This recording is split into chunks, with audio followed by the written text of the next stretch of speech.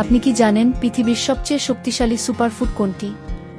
আজ থেকে 1400 বছর আগে আমাদের প্রিয় নবী মুহাম্মদ সাল্লাল্লাহু আলাইহি ওয়াসাল্লাম এমন দুটি খাবারের কথা বলেছিলেন যা আধুনিক বিজ্ঞানকে এখনও অবাক করছে। আজ আমরা জানব প্রতিদিন সকালে মাত্র 3টি খেজুর আর 1 চামচ মধু কিভাবে আপনার শরীর বদলে দিতে পারে। ভিডিওটি শেষ পর্যন্ত দেখুন, কারণ 3 নম্বর উপকারিতাটি আপনার জীবন বদলে দেবে। রাসূল সাল্লাল্লাহু আলাইহি ওয়াসাল্লাম বলেছেন, যে ব্যক্তি প্রতিদিন সকালে 7টি আজওয়া খেজুর খাবে সেদিন কোনো বিষ বা জাদু তার ক্ষতি করতে পারবে না। বুখারী। আধুনিক বিজ্ঞানও বলছে খেজুরে প্রচুর ফাইবার, পটাশিয়াম এবং ম্যাগনেসিয়াম আছে, যা হার্টকে সচল রাখে এবং হজম শক্তি বাড়ায়। আর মধু তো আল্লাহ তাআলার কুরআনে বলা আছে, এতে মানুষের জন্য রয়েছে রোগের শিফা।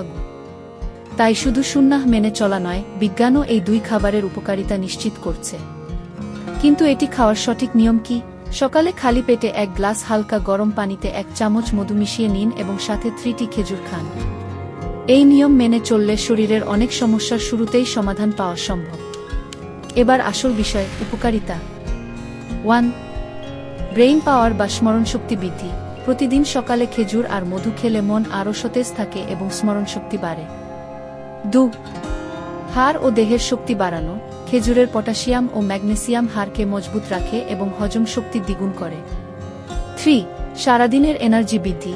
এটি এমনভাবে শরীরকে ভেতর থেকে শক্তি দেয় যা কোনো এনার্জি ড্রিঙ্কস দিতে পারবে না।